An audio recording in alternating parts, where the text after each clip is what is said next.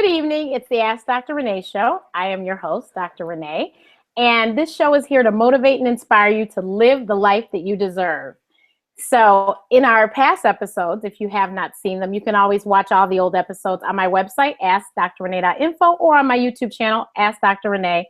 And the playlist is, of course, called the Ask Dr. Renee Show.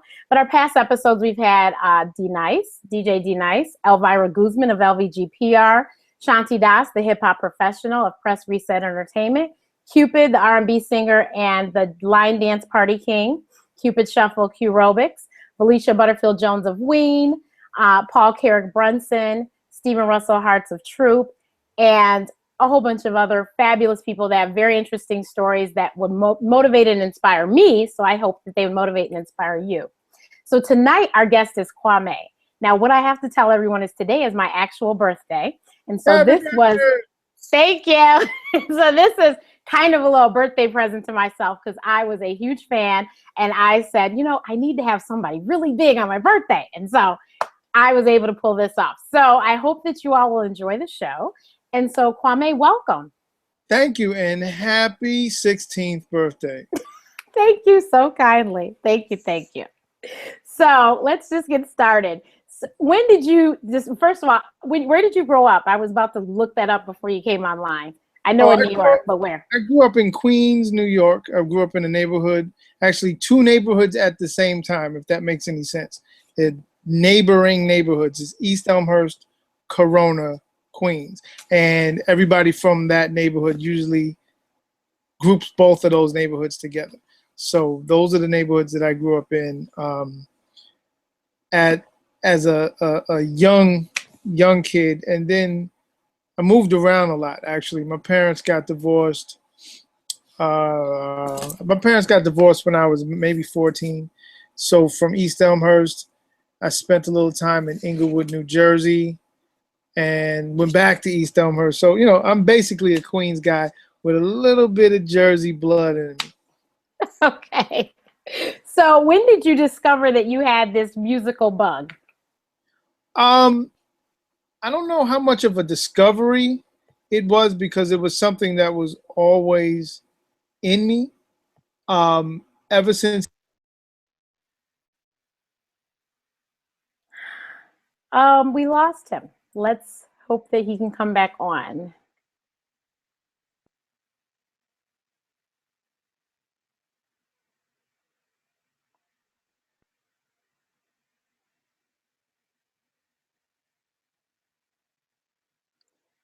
Okay, just be patient. And 1 second. I will I'll wait for him to get it back to us. But in the meantime, in between time,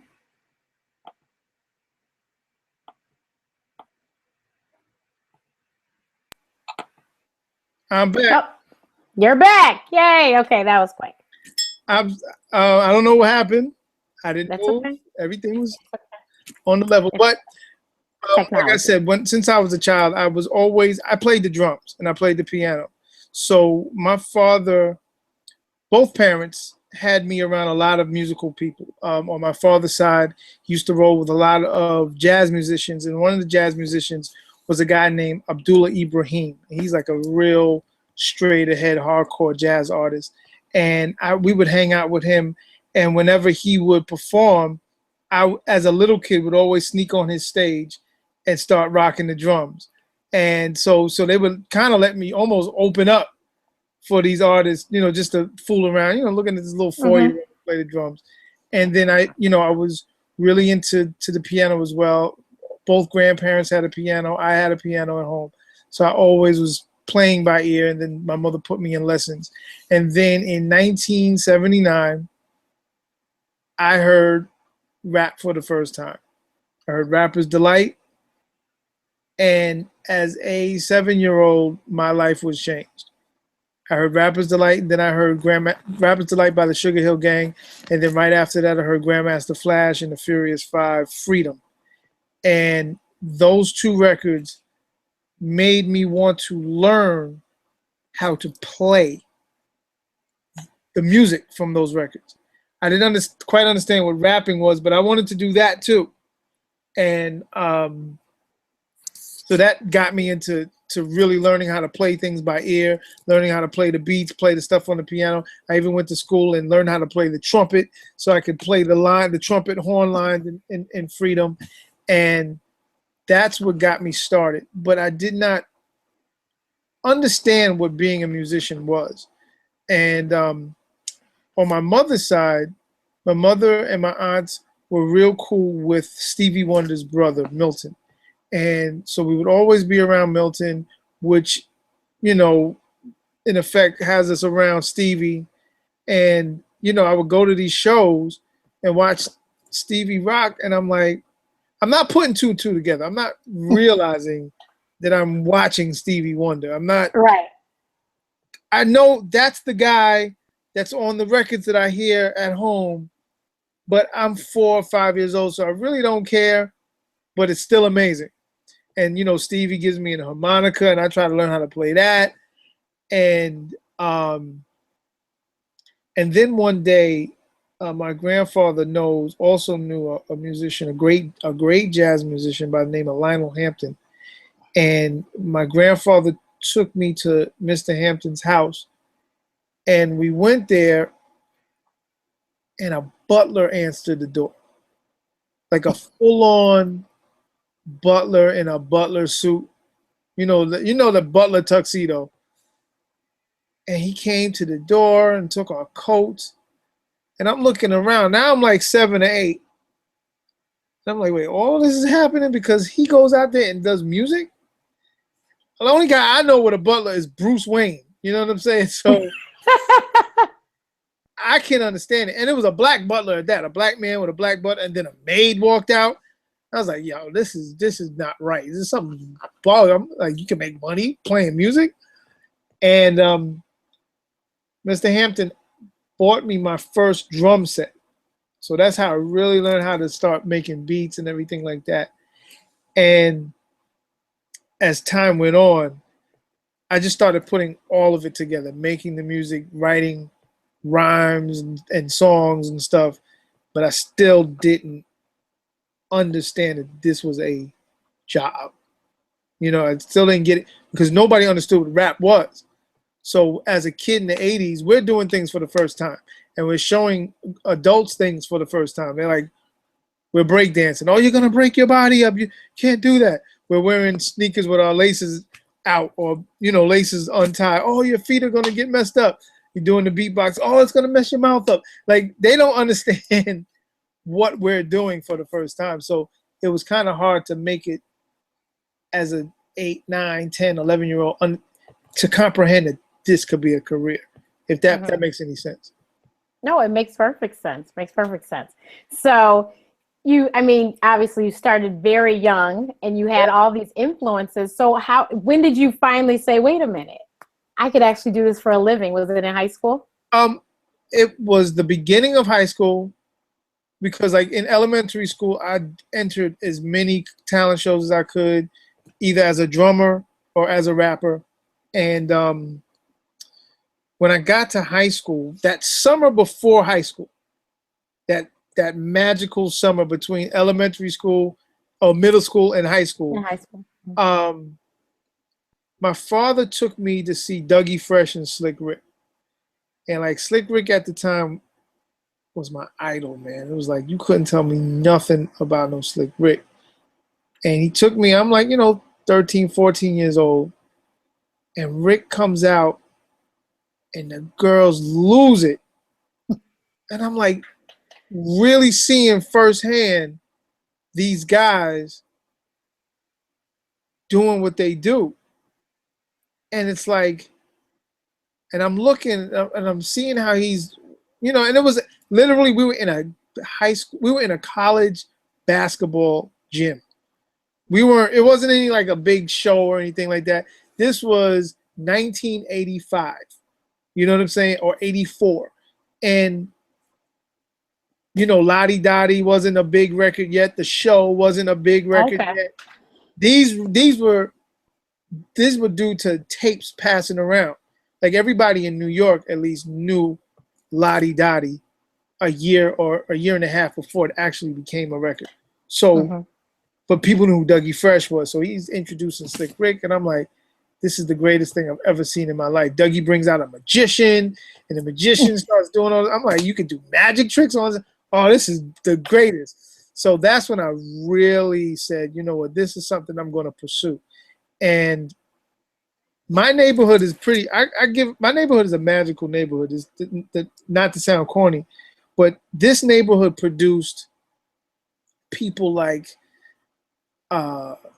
if you go back, like Louis Armstrong and Ella Fitzgerald, and Harry Belafonte. These were the people that lived in this neighborhood. And then now you got to go to the 80s. You have rappers like Kool G Rap in the neighborhood, Eric B from Eric B and Rakim in the neighborhood, Salt and Pepper is in the neighborhood, Kid and Plays in the neighborhood. These are all people that are in arm's distance of me. They're much older, but I see them every day. I see them in the grocery store. I see them in school. I see them in the playground. These are people that you see. And when you see that their records are starting to come out, it's like, okay, this is actually real. I know people, personally know people that are making records that are now considered classic hip hop records. And their producer, Herbie Lovebug, he and his studio were down the block from where I live.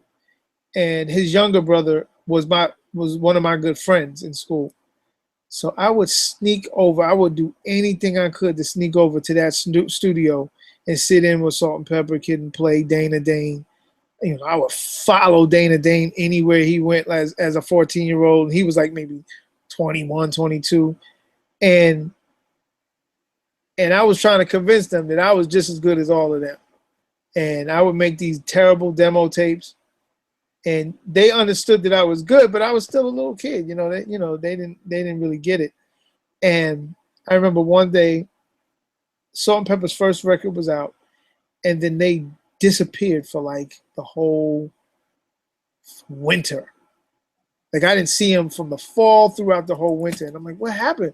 Where did Herbie go? Where did they go? Oh, they were on tour. And then Herbie came back. When he left, he had this orange Datsun that was held together by duct tape. When he came back, he had a cherry candy apple red Mercedes Benz, fat gold chains, a mouthful of gold teeth. I'm like, yo, what happened? I'm a producer. I just came off tour. I'm like, that's it. That is it. I don't know what I'm going to do. We lost him again. Everybody just sit still. He'll be back. What I was going to do before, I'll do that now. And hopefully he'll be back before I get it done like last time. This is so odd. It's never happened like this for her. This is Kwame's song, one of his songs, Ownlee Eue.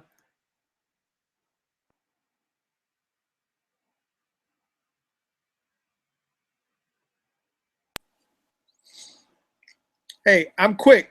Oh, you are very quick. I don't know. Like I said, I see all my bars, so I don't know what's happening, but they want to book me off. It's the Illuminati. They're trying to get. See, they don't want you to get this information, everybody. Yeah. Also, if anyone has questions, if you're on Google+, it's really simple. Just click the button where it says Q&A on the screen, and then you can ask your questions. I'll see them on the screen. If not, if you're on YouTube, there's a box in the bottom of the window that says be a participant in the audience. Click on that.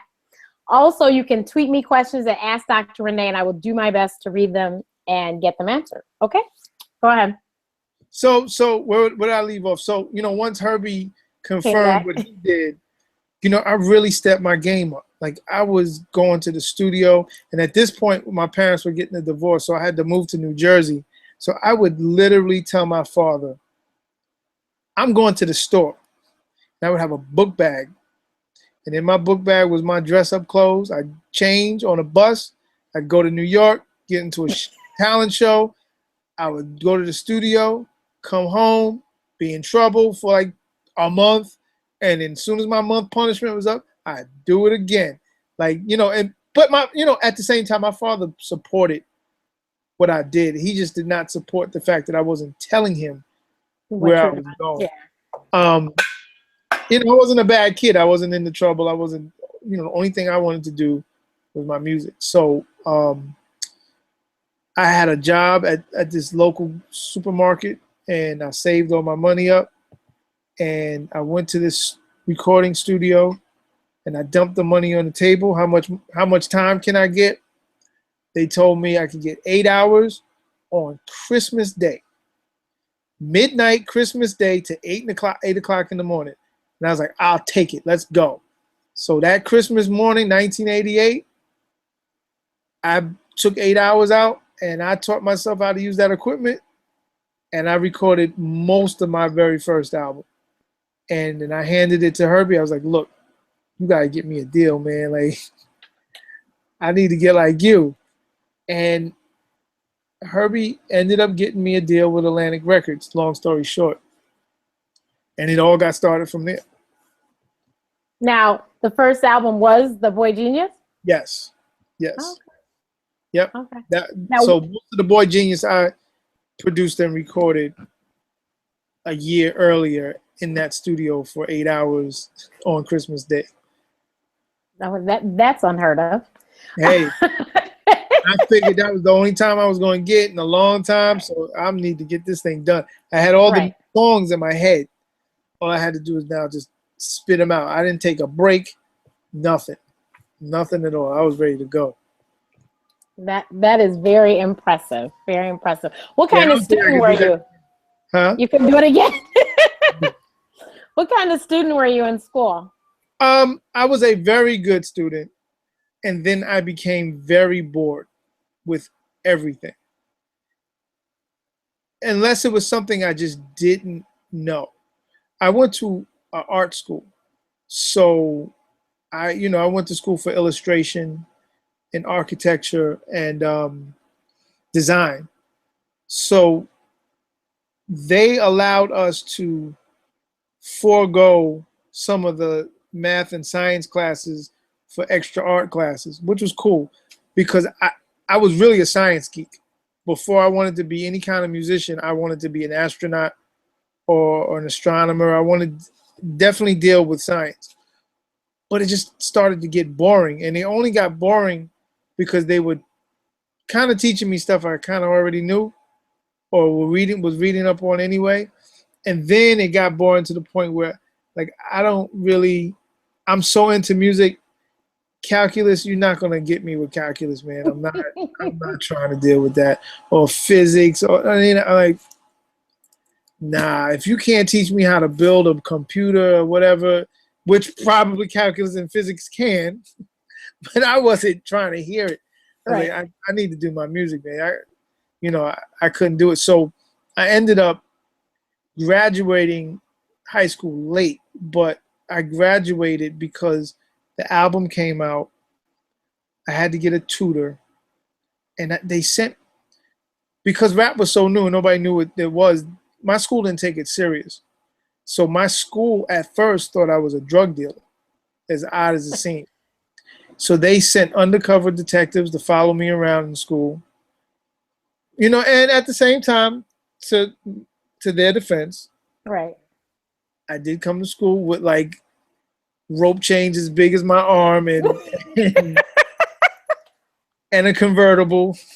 But at that time, all a rapper could get was a Volkswagen. So I had my little convertible Volkswagen, and they weren't even my chains. I was like Herbie's chains and Herbie's, but I borrowed everybody's chains, and I just was going to school looking like not me, because that's not my style. So, but I was hyped. I'm 15, 16 years old. I thought I was going to be Big Daddy Kane or somebody. I had all them chains on. So I can understand until I showed up with an actual poster. This is what I do, And so they sent me, and ironically sent me and Spinderella, who went to another school, to the same, like, I don't know what you call this kind of school, but it's for bad kids, or like either bad kids or kids that get pregnant early and they can't go to regular school. Alternative school. There you go. That's what it's called. They sent me to this alternative school with a tutor, and they locked me up in this room because I had to have, it was weird. I had to come with bodyguards. All the kids knew I was. It was like so whack when they could have just sent me to, transferred me to, there was like professional children's schools in New York. I could have just transferred to that. But no, they put the rapper guy in the dungeon. So I did graduate, but I graduated in a very strange way. That's good. Shouts to the alternative school in Brooklyn. I don't even So that is, I mean, amazing that you were able to do that. So was Herbie your manager too? Yes, unfortunately. Herbie was my manager, my production company, and got producer credit where he didn't produce nothing. But you know, it was a learning experience. I do not regret one day because that got me to all the different places that I've been. So I can never regret that. You know, it was even funnier. The divorce attorney that my parents had negotiated my record contract, so you can see how that ended up. So I was like, it was very interesting. So, so I have to always tell on every show how I know the guests. So, okay. Kwame, I was a huge fan, and my cousin lived in New York. My cousin lived in Long Island, but our grandmother lived in Queens. Oh. And she lived really close. She lived close to the Belmont racetrack. So basically, she lived almost in Queens too. My cousin. Yeah. So she was a huge fan, and then plus I grew up in the Midwest. You know, in the Midwest, we had both sides of music. We didn't have, you know, you actually just posted about it on Facebook how New York never played West Coast music. Exactly. So my cousin never knew, and I would tell her about Snoop and all this stuff. She didn't have a clue. But because I used to be there every summer in New York, I knew all my New York stuff too. So I loved Kwame, and we both were obsessed with the polka dots. Oh, and everyone was like, "You gotta wear polka dots tonight." I go, "I don't have any polka dots here. All my polka dots are in my parents' house in my closet from when I grew up." But my mother knew who you were because of the polka dots too. But and she's watching, I'm sure, her and my dad. So the funny story is my mother heard, because my mother always listened to whatever music we were listening to because she wanted to be a responsible parent to know, you know, what our children are listening to, make sure we weren't listening to anything crazy. Yep. So she heard It's the Man We All Know and Love. And, you know, loving you. And she said, "That's my friend's song." And we were like, "No, Mommy, that is Kwame." And she's like, "No." And we didn't believe her, thought she was crazy. Well, then when Shanice sang it, then we said, "Well, that's Shanice's song." And she's still trying to tell us this is her friend's song. We still have no idea what this woman's talking about.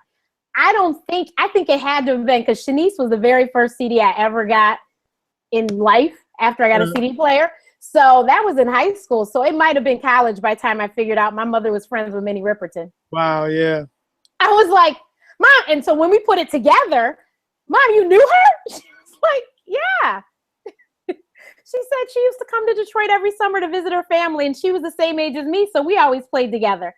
I said, "Mom, why didn't you say that?" She goes, "I was trying to tell you when the young man came out with his song, you didn't listen to me. Shanice, you didn't listen." And so then when they played her unsung, my mother knew all this stuff, and it was just like, "Why didn't they interview you?" But that was our funny story. It was because we were like, "Mom, this is the jam. What are you talking about? You don't know this song." But yeah, so we were obsessed with polka dots. I have a suit right now I can think of as red and white polka dots. Well, I hope you enjoyed it. And if you did not, if you received any kind of backlash from it, I apologize. No, it was wonderful. And I think it still fly. As a matter of fact, my room at home has polka dots is the border. Okay, there you go. Dope. Yeah, my parents' house. So no, I think polka dot. And where did you come up with that? Because you know the CD was the Polkadelic Adventure, and yeah, that's the Polkadelic Adventure was the second CD, and basically on the first CD, the first single, like you mentioned, "The Man We All Know and Love." anybody who has that single, in the back of the single, I have on a white shirt with black dots, a black tie with white dots, and if you could see my socks, black socks with white dots. And as a 16-year-old, I don't have any money like that yet. So that was just basically my black and white outfit. Anytime I needed to wear black and white, that shirt came out, that tie came out. It was just, it made everything coordinate. Mm-hmm. And in the video, The Band We All Know and Love, that same shirt was worn as a pair of pajamas, a pajama top in a scene that I'm with this lady. Yeah. And people took it as that's all he wears. So when I first started doing shows, you know, before I started making any real money, I had to use what I had. And there was my white and black suit, my black outfit. So I would come on stage with that. And people in the audience would have it on too. And everywhere we went, the more and more places we went, people would wear it as well. So when I didn't wear it, it was like, where's the polka dots? And I was like, wow, something very unintentional stuck. And I was a huge like Prince fan. So my thing was, if Prince can be known for purple, I guess I could be known for polka dots. I like that. And so it started as a life of its own, and then I took it to a whole nother level with the second album and the Polkadelic Adventure and blah, blah, blah. And then, you know, it's so funny, in a song that I have in that second album, pretty much said that I'm stopping after this, a song called It's Okay. And nobody believed it or listened to it or whatever because it just kept going.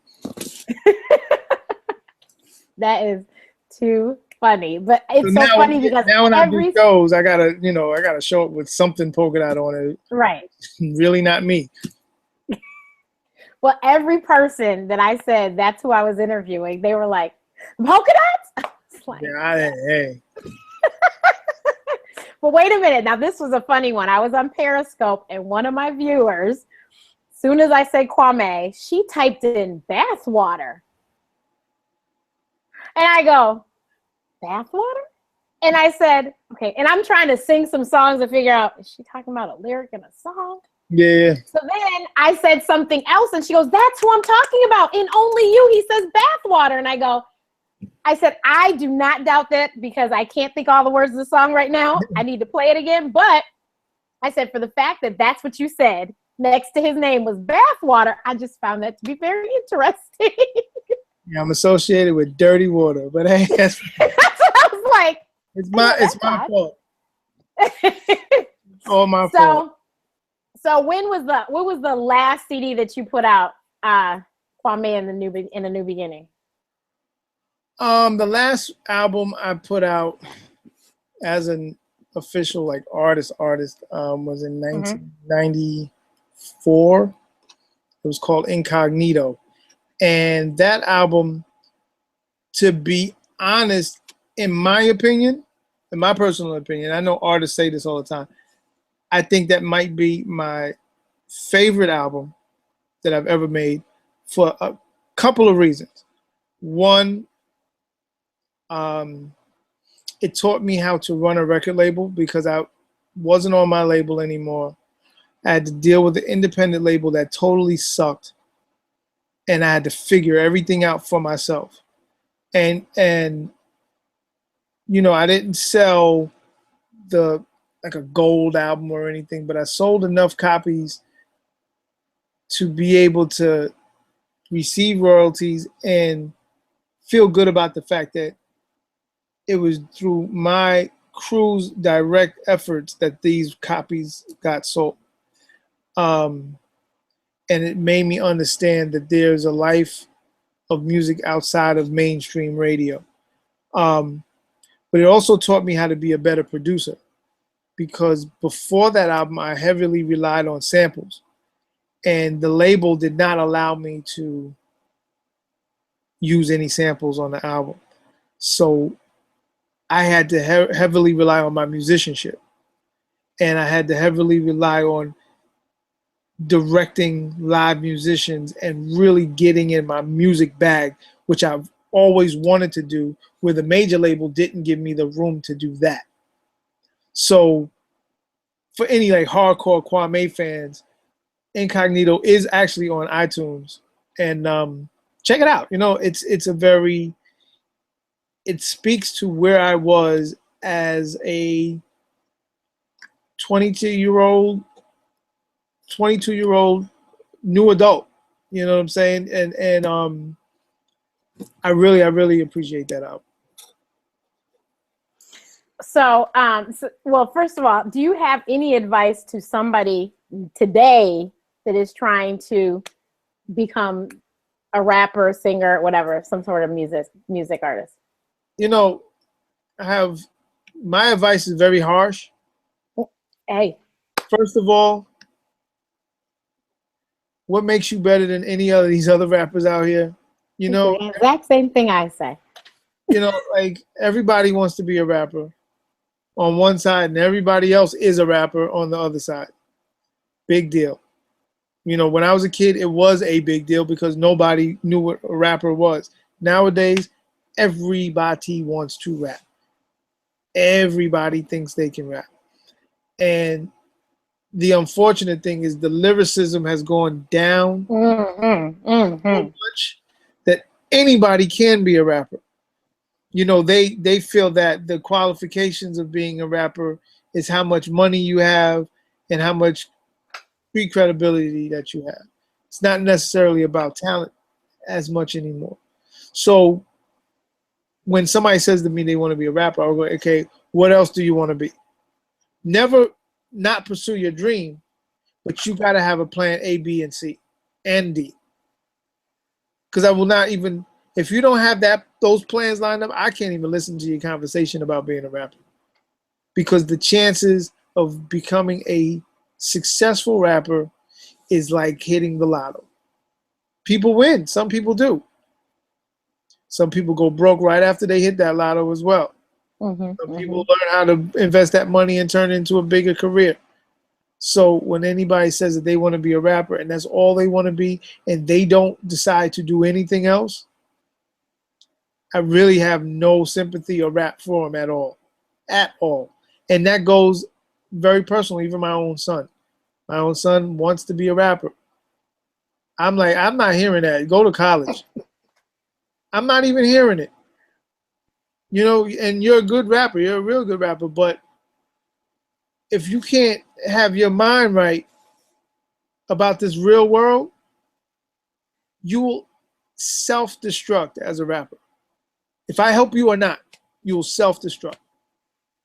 So, and I say that to anybody who wants to be a rapper, because the people who become rappers, first of all, don't wait around for somebody to help them. They find, real musicians find a way. I agree. They find a way no matter what.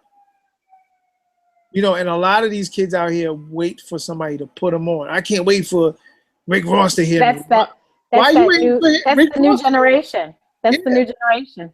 They wait. It's the hand. I call it the handout generation. Title generation. I got no patience or sympathy for it. Sorry, people call me mean. I'm like, I don't care. I don't have. Nope. And I don't want to be the old man to be like, I used to walk 10 miles to school with no shoes on. I'm not that guy. Right. But if you're not displaying the core fundamentals of being a dedicated musician, number one, learning your music history. If you want to be a rapper and you're telling me the first rapper you know is Jay-Z or the rapper before Jay-Z, Biggie or Tupac, I got nothing to say to you. Sorry. I got no rap.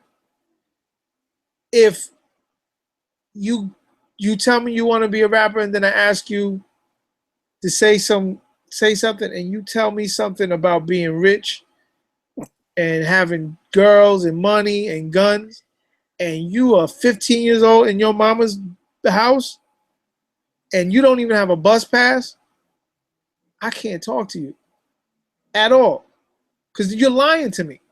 Right. And I cannot put my money or my time behind anybody who's lying to me. Because if you're lying to me, you're lying to yourself. Mm-hmm. And number 3, what have you done on your own to get to where you want to go? Have you been in a talent show? Have you gone on YouTube and just rhymed? If anything, as simple as that. What's your Instagram account look like? Is it you partying or is it you about your music? Right. I know way too many people on Instagram that talk about they make music, and every post I see, they out partying. Drinking in hand. They're drinking in hand, they're in the party, they're you know, if it's a woman, they're looking all sexy or whatever. I ain't never see you once in the studio. I'll never see you once on the stage. I'll never see you once letting me know you got something coming out, because in this day and age, you can put things out for free. You don't need a record label. You don't need a producer. You don't need nothing. All you need is your YouTube account and a laptop, and you're good to go.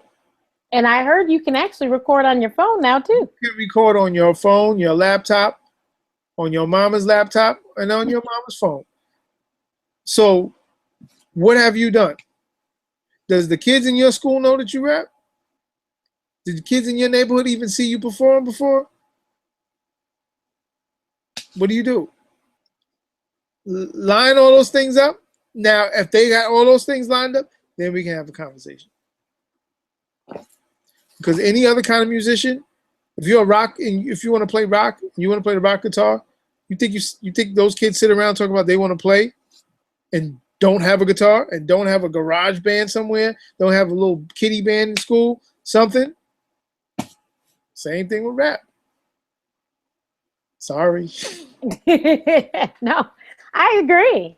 I do PR, and I am like, okay. And my godson actually was like, I want to rap, and I'm like, you need to go to college. I wouldn't even listen to the music. He couldn't play it for me.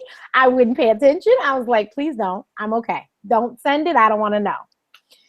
And he's like, but I said, but please, don't worry about it. And even and that's not a bad thing, because even with my family, I was probably talking a bunch about wanting to be a rapper, and with a musician's life is ebb and flow. You have good times, you have great times, you have terrible times, all throughout every musician's life. I don't care who you are, you go through ups and downs, ins and outs when it comes to music, because it's an opinion-based business, and people's opinion can be one thing one day, and opinion can be one thing the other day, and it's how you manage your way through it.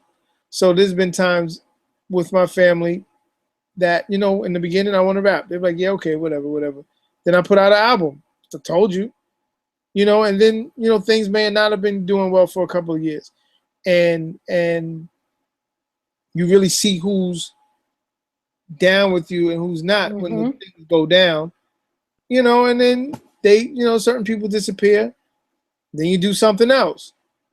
Then they reappear, and then it's like, I told you, so for me, my whole life up until this day has been a bunch of I told you, for all intents and purposes, if you look at a lot of people from my generation, they don't do what I do. Some people aren't doing anything. Some people have to keep recirculating the things that they've been known for. But for me, it's like, I'm not gonna let anybody tell me that I can't do what I do. Period. Nobody. And I don't talk about what I do. If anybody knows me, I am not the person to ever talk about my job. If you meet me for the first time and you don't know who I am or what I do, I'll tell them I paint walls. I don't ever tell them what I do. And I'm dead serious. I don't tell people what I do. I show people what I do. And I can only deal with people like that, if that makes any sense. No, it makes sense. It makes perfect sense. Yeah. So When did you start producing all these amazing people? Mary J Blige, and who else have you worked with? I mean, you worked with a lot of people. You worked with BBD, and I was like, what? Yeah. And you know what happened? Someone told me, and I didn't believe them. So I came home and pulled out the CD and went, and oh my God. I go, they were telling the truth. Oh, an intro. That was the one they told me. They said intro and Mary J. And after that, I started paying attention. Well, you know, wow. I always produce. I produced all of my stuff. Right. And, you know, I produced little things. You know, I did something like a remix for En Vogue and stuff like that during that time. But the production thing became very heavy when I realized that on the terms that I wanted to be a rapper or get a new record deal, those terms are not going to happen at this point in time. But I still feel that I deserve to be in the music industry because this is a career choice that I had, not a hobby. So one thing people do not need is a new rapper. One thing people always will need is new music. So, you know, I kind of had to start from the ground up. And because people knew who I was as a rapper, I was able to produce records for like local acts, you know, in Philly and New York and Jersey, wherever I was at. I was able to produce these independent records and local acts. And then one of my friends who I grew up with, his name is Ron Lawrence. He was one of Puff Daddy's hitmen. And Ron made like Hypnotize for Biggie and Money, Power, Respect. He made all these different these hit records for Bad Boy. And he was well aware of the music that I was able to create. And he asked if I would want to get down with his production company. And then through his production company, he started selling some of my tracks. So the first things that we sold was 3 records for LL Cool J and 1 record for Mary J Blige, all at the same time. And literally, like it is in the music industry, you're gone one day and you're back the next. It was just that simple. You know, I'm in the studio with Mary J, I'm in the studio with LL Cool J, and they know me already. Right.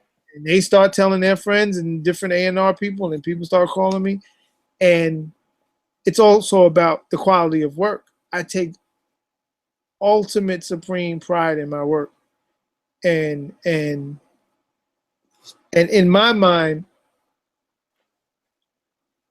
I have the same drive and mentality that I had when I was 16. So it allows me to stay fresh and current and pursue fresh and current ventures that I think will fuel my creativity. You know, if you ask me to do a track for some like trap music thing in Atlanta somewhere, I won't do it. It's not a probably, I won't do it because it is no creative fuel to me.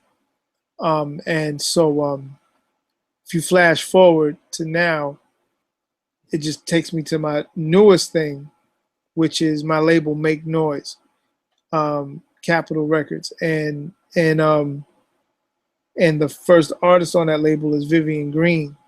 And one of the reasons why I picked Vivian, I was trying to get on her last album. She wasn't letting me produce something on the last album. She talked about it's done. Ain't nothing done until I see it in the stores. But anyway, so once her last album was done and, you know, the cycle was up and she was about to work on a new album, she reached out to me for a couple of records. And within creating those records, her deal was over. So I was like, well, you know, let's keep creating records and maybe I can help you get a new deal. And during that time, I was presented the opportunity by Capitol Records to have my own property. So they were like, well, who do you have? And I'm like, Vivian Green. I love it. She didn't even know. you know, we did a deal real quick and then got that deal taken care of. And, you know, long story short, you know, we have a top 10 record now. You know, it's doing very well across the country. So that, things like that fuel my creativity. It's like being able to take my own reins and not conform to the status quo. Sometimes it works for me in a great way, like this right now. Sometimes it fails miserably, but I never regret any of the things because it's all, to me, it's all one big experiment. That's back to me wanting to be a scientist as a kid. You gotta just try stuff out, man. You know, see if it works, see if it sticks. So that's pretty much where I'm at now. So what else can we look for with Make Noise recordings? Well, right now, I do have artists that I'm working on. Like I said, I don't like to talk about it, I like to show. Right. So when I'm ready to show, I'll show. But actually, this whole week has been dedicated to the new artists on Make Noise. Because I do 1 week on, 1 week off. 1 week I go on the road with Vivian and I come back and then I go in the studio as a producer. So like I'm in my production week now. And gearing up for 2016. It's weird. My creativity is like on a school schedule. Soon as school starts back up, it's like I'm super focused in the studio. Summertime, I just want to perform. But when August hits, I'm like back in my zone. So I'm back in my space right now, and just really enjoying the different artists that I'm working with and different possibilities. But the thing is, what Make Noise, I'm not just trying to throw out random records. It's about craftsmanship. Everybody on this label perfects their craft. Like Vivian is a perfect songwriter, great singer. You know, she's a perfect singer on stage. She takes pride in her work. Like I have a rapper named Beyond Belief. Beyond Belief takes pride in his work. He's a perfectionist when he comes to writing his rhymes and stuff. He knows how to use the studio just as well as I do. You know, there's another artist named Tish out of Detroit, where she's a perfectionist with her craft as well as a rapper. You know, and then the other people that I'm bringing in, everybody, for lack of a better term, knows their stuff.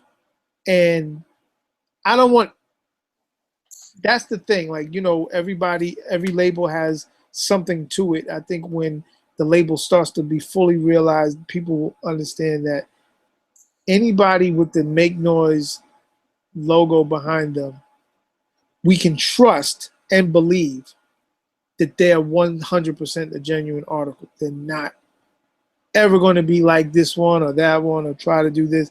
Everybody has their own swag, their own style, and I'm being the conduit to you know, just to hype that up and get them out there. Yeah. Mm-hmm.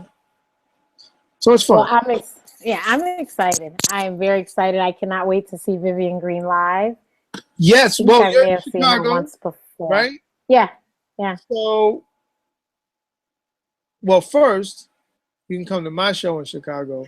So I was going to talk about that off air, but and I still will. I can't go to that show. Whoa! I know. I'm going to be in Detroit. Well, Vivian performs in Detroit January 30th and February 13th. No, 14th. Valentine's Day. Oh, Valentine's Day. Okay. So there's a big show with like Flowetry and Sean That's all you had to say. That's in Detroit on February 14th. And I don't know who the show's with on January 30th. January 30th? Okay. Yeah. But Chicago, Vivian plays in October. I just don't have the date yet. Okay. Okay. So, well, when you get it, we can make sure we get it out to everyone. And everybody, I want everyone to make sure you go. That's what I'm about to say. Everyone has to go get Vivian Green's album. Yes. Tell them the name of the album. I know the song. It's called Vivid. The single's called Get Right Back to My Baby. It's currently number 7 in the top 10 of the country. But the album is called Vivid.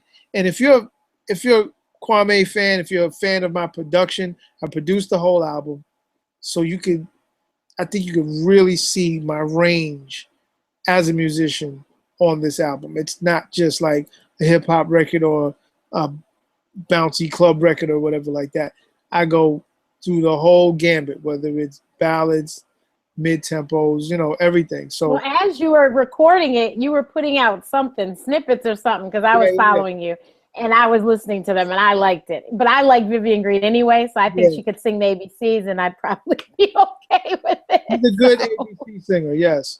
Yeah, she is amazing. And if you don't know who Vivian Green is, she was a background singer for Jill Scott. So for those that don't know.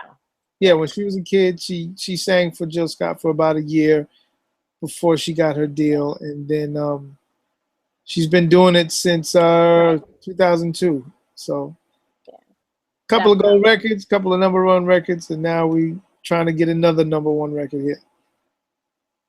So you perform with you're with what is it? Ownlee Love, Dana Dane, Special Ed. Chub Rock. It's the alumni. Yes. Myself, Chub Rock, Ownlee Love, Dana Dane, and Special Ed. And we put on this show where we're all on stage together at one time. And we just give you an hour full of classic hip hop. We just do all our records. We have DJ Tap Money out of Philly, who's been my DJ for the last 25 years.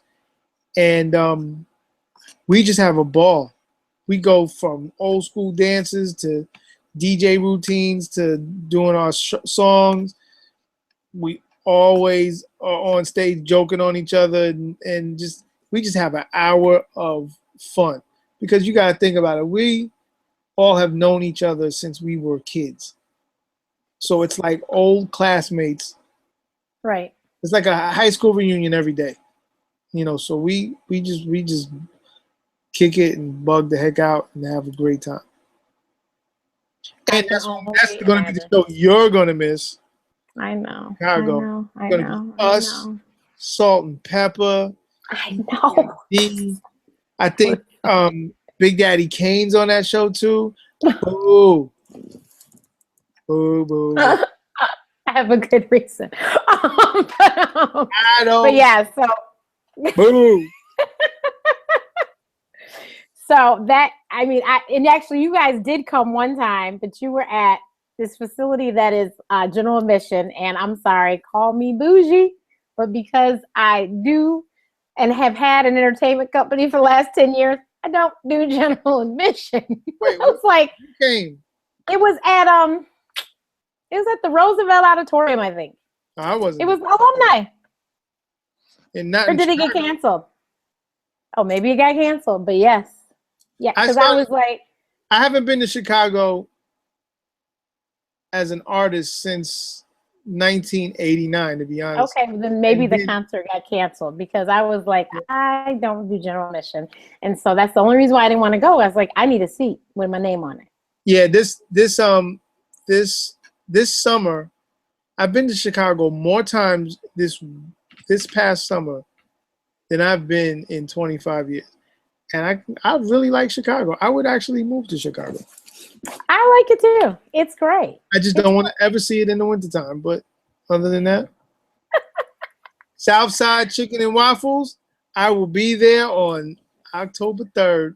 I'm coming back. I got to get my chicken and waffles. Oh, Lord have mercy. No comment. No comment. Hey, no comment. I need that spot real quick. Okay. So I need my Tempo Cafe breakfast. My waffles at Tempo. What, at 3 or 4 o'clock in the morning? No, I never knew it was 24 hours. I go there like a normal human being at 9:30. Well, I've never been in the daytime. I honestly, for a long time, didn't realize they were open regular hours. I've never been at night. I only go in the morning to get my waffles. That was the after party spot. Like I heard. I never knew that. Yeah, I've only been in all night. But yeah, so Kwame is, so the one thing that a lot of people don't know that you did, and I actually said this on my Periscope and everyone was in amazement. I think I had like 400 or 500 viewers that night and they were like, what? You wrote the rap in BBD's song, Poison. Yes, I wrote Ronnie's rap, right? Rhyme. Yes. Everyone was like, what? I said, uh-huh. I tell this story. It's a weird. I don't even know how this story got out because I never really talked about it.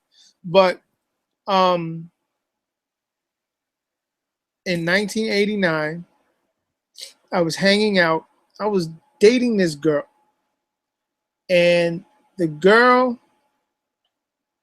left me at her house. This is a weird story. Left me at her house while she went to school, I guess. We were 17 years old, 18 years old, so I guess she went to school. She left me with her brother. And so the brother was like, hey, you want to hang out? And this is in LA. And I'm like, sure, I don't know anybody out here. I'm stuck in this house, might as well hang out with you. So we drove around and we started going to every member of New Edition's house. I don't know how this, he knew them all. So first I went to Ralph's house. And me and Ralph hung out all day long. We got real cool from that one time. Then Ricky and Ronnie lived together in this other house. We went to their house and I played video games with those guys all day long. And then Mike came over and then we hung out. And then me and Mike kept in touch. And I think the next night Mike called me up and said, hey, you want to go to a club? I was like, hey, why not? So I get in the car. And Dana Dane's with me. So it's me, Dana Dane, another one of our boys, and we get in the car with Mike. And he's like, I want to play something for you. He pops in a cassette of the demo of Poison. So I'm in the back like, this is the worst thing I've ever heard in my life. What is this? And he's like, yeah, I'm going to do a group. I'm saying, oh, you're about to put out a group? He's like, no, it's me, Ricky, and Ronnie. We're going to be a group. I was like, what? Without Ralph? What? And he's like, yeah, it's going to be a group called BBD. And I'm like, come on, man. Bobby leaves, and now y'all going to leave? Come on, man. You killing the legacy, man. I was not feeling it. He's like, no, I'm telling you, we're going to be rapping. It's going to be rapping and singing. I need some raps to this. I swear, I took a napkin and a pen, and by the time we got to the club, I was like, here goes your raps. Like, try this one out. And next thing you know, it was Ronnie's rhyme. Poison deadly, moving that slow. I was like, where's my money? Like, what y'all doing? So, you know, after all that got taken care of, that's literally how it happened. And I love the song now. Now, you know, I was at the video. I refused to be in the video. I was there. I was there through the whole thing. I was like, don't put me in this video. I'm not in this video. You said this ain't gonna work. No, I didn't know if it was gonna work at the time. I just didn't like what I had on. I'm like, you're not gonna. Okay. And then I was trying to chase around one of the girls with the big butt and the smile. I was like, man, nah, I can't be seen doing that. But I was there. I was there through the whole thing. Yep. Okay, well, I am one of the biggest New Edition fans. Yeah, Ralph will tell you, because I am one of his biggest fans. Yeah, man, Ralph's my boy. Me and Ralph were going to do like a series of records together. We had this whole plan, like half R&B. We were going to do Best of Both Worlds. Like that was our really? plan. Like before, like Jay-Z and R. Kelly did it. We were going to be like, yo, we're going to like be the two smoothest dudes out. You can just do some smooth R&B and I'm rhyme smooth. It's going to be the smoothest R&B rap record ever. That thing ain't never happened. I remember one night we talked about that thing for hours. We had the whole thing laid out. It just never happened. Shouts to Ralph. Saddens me so. But I was with you. I've never told anyone of this in New Edition, but I did not think BBD was gonna make it. I was like, this is a bad idea. Because I was Ralph's biggest fan. I was like, you can't do nothing without him. Yeah. And then, but what I didn't realize until I got older and paid attention, I go, Ricky could sing. Didn't know that. I said, oh, well, no wonder they're gonna be fine. And we were huge BBD fans. We had the airbrush overalls and all that good stuff. Yep. Yep. So when I heard you do that rap, I was like, get out of here. Yeah. I can't believe this. Good time. Good time. Thank you so much. This has been amazing. We might have to have you back. We definitely need to have Vivian Green and some of your other artists maybe, but definitely Vivian. Definitely. Yeah. But my question is, are you about to do something for your birthday? You know, you sitting here talking to me. Like, get some cake or something like that. I partied last night, and so I was rushing to get here because I had to take my guests to the airport. So now everybody has left. So we partied last night, didn't get home till 3. I was at church at 8 o'clock. So I did my thing. Okay. All right. Yeah, well, I did my thing.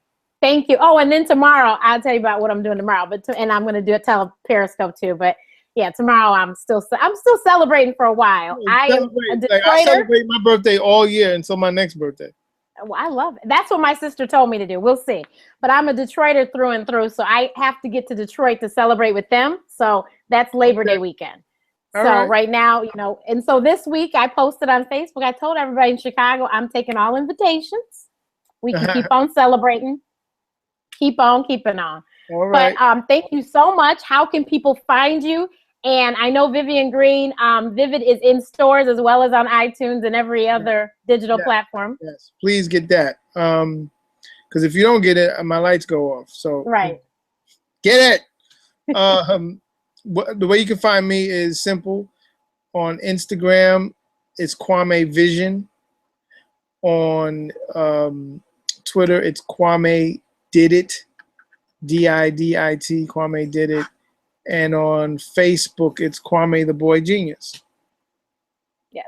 It should all be one same thing, but no, I had to be difficult. Right. Publicist nightmare. Yeah. That's why I don't have one, don't want one. See, I don't have to. Yeah, I ain't got to give nobody any stress. Well, we will have all of that posted in the box below. We will also have a link to some of the places where you can download Vivian's album. So we'll have the Google Play link, and I'll have the link for iTunes in the box below. Cool. And thank you so much. This has been a great birthday present to myself. Birthday. Go get some cake. It's what, 11 o'clock out there? It's to 9. Oh, it's 9. Go. We're behind. Oh, you're right. Go to Tempo. Well, hold on. Yeah, hold on. You're right. They do. Huh? I have some leftovers from earlier today. We went to break today, so that's probably what I'm gonna have. So, and we were doing the whole traditional Chicago thing this weekend. So we have they left me some stuff that they didn't want to take on the plane. So okay, cool. Yeah, but everyone, thank you for watching. I will not be on next week because I am celebrating my birthday. And usually my philosophy is I should not work on my birthday, but I thought this would be really special for you guys and for me. We do this. So I did. So next week, we're not going to work though. And I will let you know who will be on the following week on the 13th. But if you have been inspired, motivated by anything that we said today, great. Please let me know. Email me. You can find me on all social media platforms. Ask Dr. Renee. You can always email me at info@AskDrRenee. My website, of course, is askdrrenee.info. And I am more than happy to respond to all tweets that I receive because I get tons. And then, of course, find me on Periscope and Blab. I Periscope my daily show, Renee's Remedies, every day at 10 o'clock Central Time. And we just talk about whatever I feel like talking about. I have been helping people with business tips. I've helped some artists. I've helped some small business owners, etc. So please check us out. And thank you so much. If you want to catch any of the old episodes, make sure you subscribe to the YouTube channel and look at the playlist, the Ask Dr. Renee Show. So I will see you guys later. Kwame, don't go anywhere. I will see you guys later. Thank you. All right, bye.